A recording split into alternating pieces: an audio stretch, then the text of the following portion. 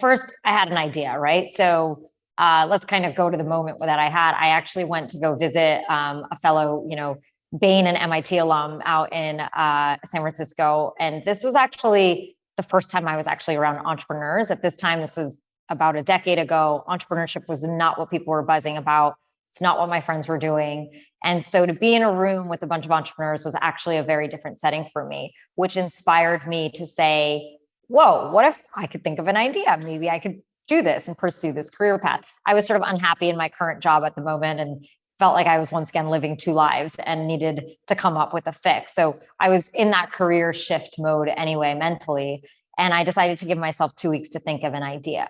And I ended up looking for a ballet class 36 hours later that ended up being this epiphany of a tech problem that I knew I needed to solve. And that was sort of that moment for me that I really started putting my mind on strategizing if I could build this problem and if there was a market and all of that. But it still took me 5-6 months before I quit my job and really took the leap, right? So obviously ideas are great, but I needed to do a few steps before there. And I think a few things that I did during that time, which I thought was really important, was one, I did, the qualitative and quantitative research I could do just from the skills I had, obviously, from Bain and my friends. I did surveys. I talked about the idea to everyone I knew.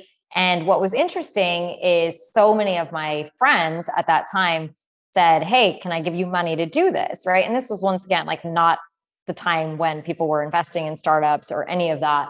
And so I was like, wait a second, I still have a job. I'm not ready to take your money. What do you mean you want to give me a check? And I had another friend saying, hey, can I quit my job and come and help you with it? So I kind of started putting it out there, which I really, really liked and really liked the feedback I was getting. And then the second thing that I really started doing was a ton of, like I said, market research, really vetting the idea, seeing what was going on in the space, which I thought was a really helpful, once again, analysis for me to take the leap. And then the third thing, which was honestly one of the most important, and it's combined with, I think, the money conversation we all kind of have, is I needed to get my parents on board, right? Like I know that's something that you just think you're going to do, but I was still in my early 20s and my parents, blessing was important to me. And so after 6 years of working, I thankfully had enough in savings. And this is a conversation I had with my dad where we put together a budget and I made sure I could live off of it. And we kind of predicted I had 3 years of runway really